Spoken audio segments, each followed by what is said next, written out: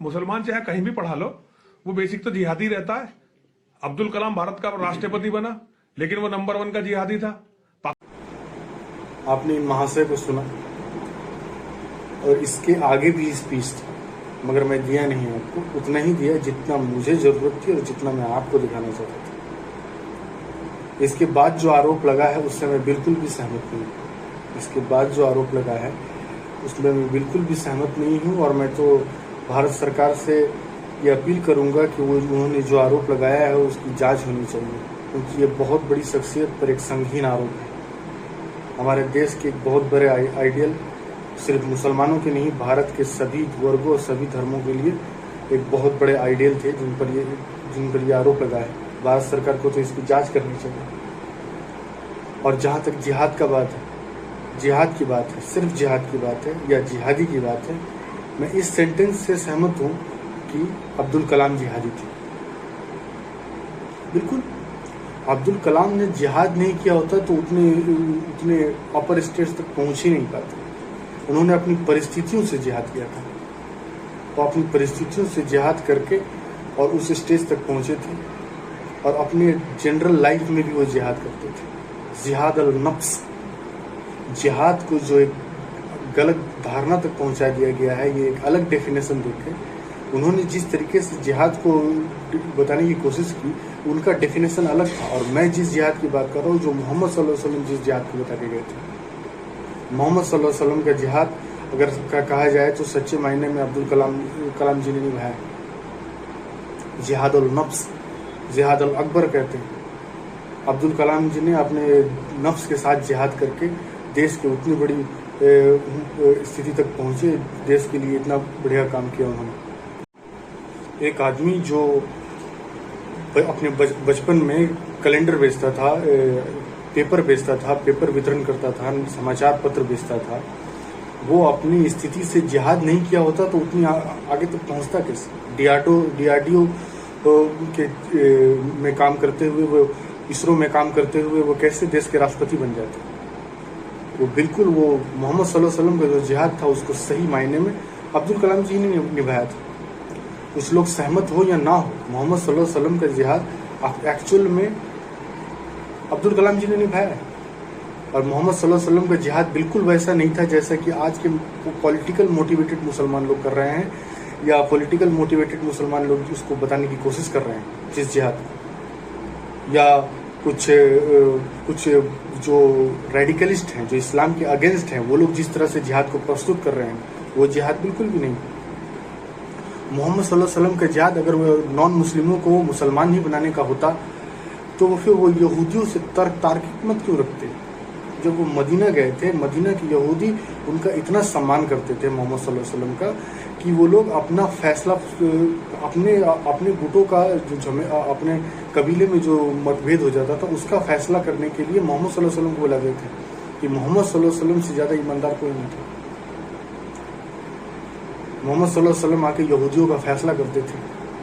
उन्होंने तो कभी, अगर वो चाहते तो यहूदियों के पास नहीं जाते। अगर इतनी ही नफरत मोहम्मद सल्लल्लाहु अलैहि वसल्लम को फैलानी होती तो यहूदियों के साथ बैठकर खाना क्यों खाते, यहूदियों के साथ तर्क क्यों करते, यहूदियों का फैसला क्यों करते?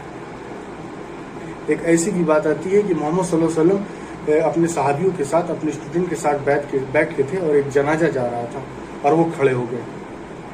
जब वो खड़े हो गए और जनाजा चला गया तो सहाबी कहते हैं मोहम्मद सल्लल्लाहु अलैहि वसल्लम से, या नबी ये तो एक यहूदी की लाश थी, आप उसके लिए क्यों खड़े हो गए? नबी सल्लल्लाहु अलैहि वसल्लम कहते हैं, क्या वो इंसान नहीं था? वो हर इंसान का सम्मान करते थे और उसकी फिलॉसफी का सम्मान करते थे, इसीलिए वो तार्किक मत से लड़ते थे।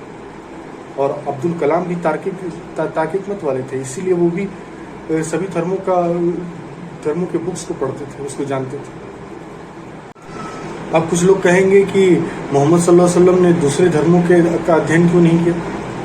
हदीस में एक बात आई थी, मोहम्मद सल्लल्लाहु अलैहि वसल्लम ने कहा था कि अगर इल्म के लिए, नॉलेज के लिए चाइना भी जाना पड़े तो जाओ।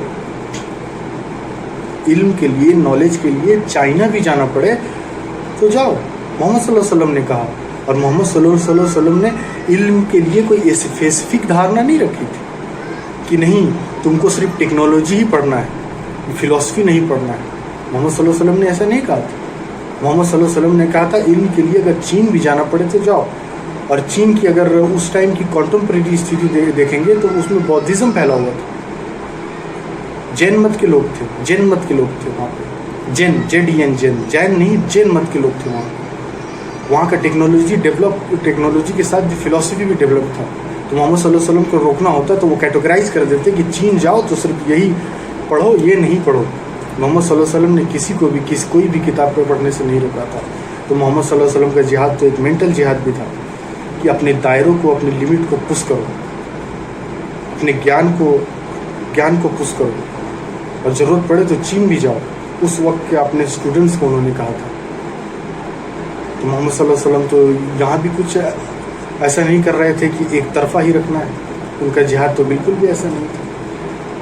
और जिहादुल असगर तब करना है जब डिफेंस हो, जब आपके खिलाफ कोई तलवार लेके खड़ा हो, आपको मारने के लिए खड़ा हो।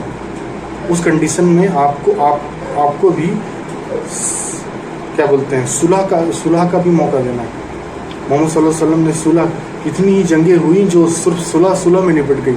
ऐसी हजारों जंगें हैं जो हमारे मौलवी साहब लोग भी नहीं बताते हैं कि कितनी ही जंगें सलामती सिर्फ एक दस्तखत से ख़त्म हो गई, कुछ समझौतों से ख़त्म हो गई।